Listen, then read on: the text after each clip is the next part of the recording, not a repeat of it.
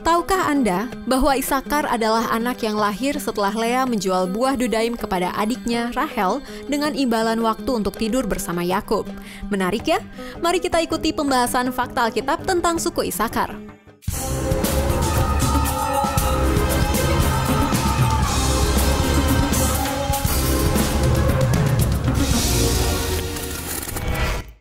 Sebelum kita bahas lebih lanjut, silakan klik dulu tombol subscribe dan tombol loncengnya.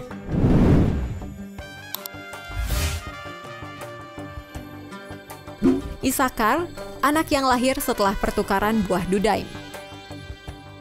Kelahiran Isakar memiliki latar belakang yang menarik. Hal itu dimulai dari ketika kakaknya Ruben memberi ibunya, Lea, buah dudaim yang ia dapat di padang. Buah dudaim ini dipercaya dapat memberikan kesuburan. Ternyata Rahel, adik Lea dan istri kedua Yakub, mengetahui bahwa kakaknya memiliki buah ini dan memintanya. Namun karena persaingan keduanya, Lea tidak memberikan begitu saja. Hingga akhirnya keduanya sepakat bahwa buah dudaim itu ditukar dengan waktu untuk bersama Yakub. Kejadian 30 ayat 14-20. Dudaim disebut juga buah cinta, asalnya dari dot, artinya kekasih. Ironis sekali, Rahel mendapat buah cinta tetapi justru kehilangan waktu untuk bercinta dengan suaminya. Karena peristiwa itu, Lea hamil dan lahirlah Isakar. Lalu kata Lea, Allah telah memberi upahku karena aku telah memberi budakku perempuan kepada suamiku. Maka ia menamai anak itu Isakar. Kejadian 30 ayat 18. Arti nama Isakar dan karakteristiknya. Nama Isakar berarti hadiah atau imbalan seperti yang dikatakan Lea bahwa Allah telah memberi upahku. Namun budaya Yahudi juga mengartikan Isakar sebagai pria sewaan, merujuk bagaimana ibunya menyewa Yakub dari istrinya yang lain dengan buah dudaim. Dari konsep sewa ini, saat Yakub memberkati Isakar, dia berkata, Isakar adalah seperti keledai yang kuat tulangnya, yang meniarap di apit bebannya. Ketika dilihatnya bahwa perhentian itu baik dan negeri itu permai, maka disendengkannya lah bahunya untuk memikul, lalu menjadi budak rodi. Kejadian 49 ayat 14-15. Berkat Yakub untuk Isakar ini sepertinya tidak begitu indah. Namun sebenarnya, Yakub sedang menggambarkan karakter anaknya. Keledai memiliki karakter yang liar dan suka meringkik. Namun, di lain pihak, keledai juga bisa menanggung beban berat. Jadi, Isakar adalah seorang pekerja keras yang memiliki sisi liar. Hal tersebut yang kemudian menjadi salah satu ciri suku Isakar. Ketika mereka mendapatkan pembagian wilayah di tanah perjanjian, mereka mendapatkan tanah yang subur dan karena kerja keras mereka, suku ini menjadi makmur dan menurut data sensus yang dicatat Alkitab, menjadi suku ketiga dengan populasi paling besar. Hingga kini, lambang suku ini adalah keledai, seperti yang dinyatakan oleh Yakub. Memiliki hubungan yang dekat dengan Zebulon.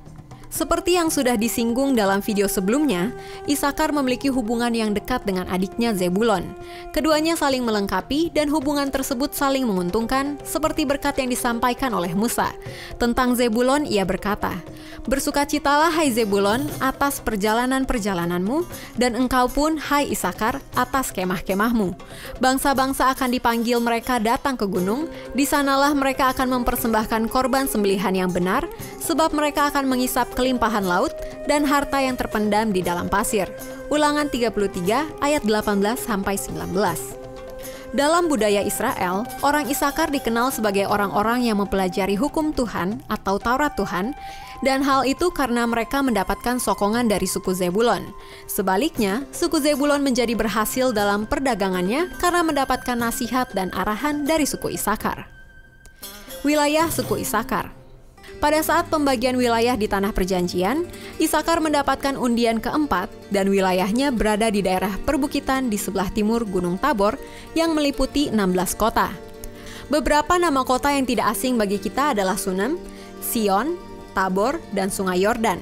Yosua 19 ayat 17-23. Wilayah Isakar tersebut bertetangga dengan Zebulon, Naftali, dan Manasye.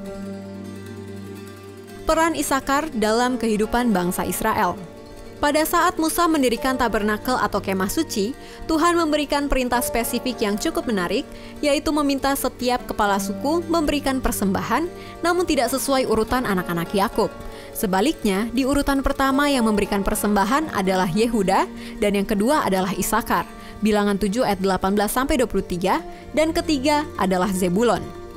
Selanjutnya, nama Isakar muncul saat peperangan Deborah bersama Barak melawan Sisera.